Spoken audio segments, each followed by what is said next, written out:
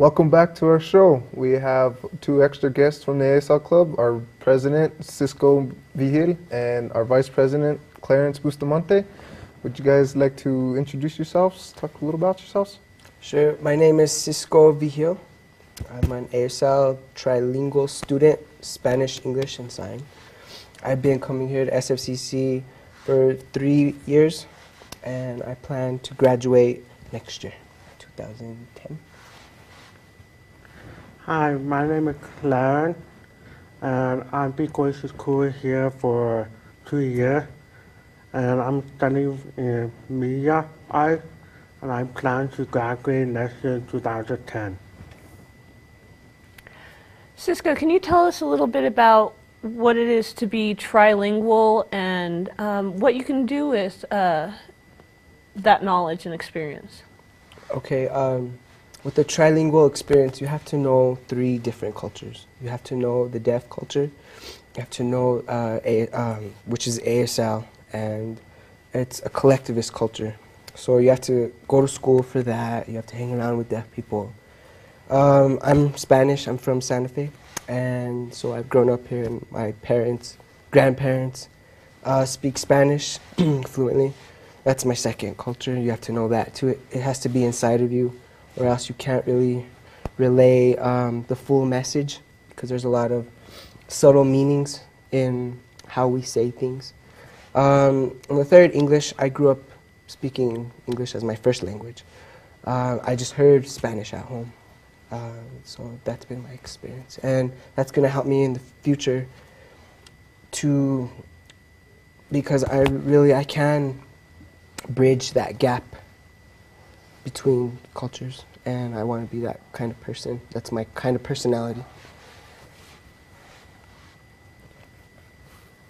I've heard about the DVR services, Clarence. Could you tell me a little bit more about that?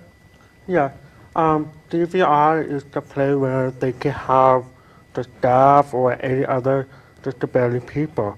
They help them to go to school, they pay the school, and they help pay the bill or anything they need for school, anything. And after they also help with other besides school, like living or find a place to live or find a job to work. All these they help disability, and then that's the place you need to go to. Could you tell us a little bit about the history of the deaf school? Okay. Well, the deaf schools were set up in Hartford, Connecticut in 1817. So since then, there's been many all across the states, and pretty much each state has a deaf school.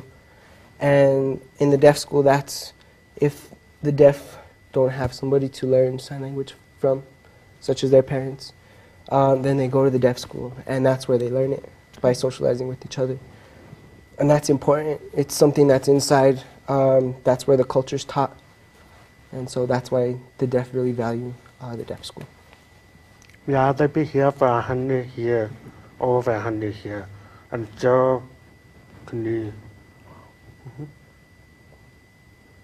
So what is it your student life here at Santa Fe Community College? Okay, I'm a senator for student government. And I've been working since last semester.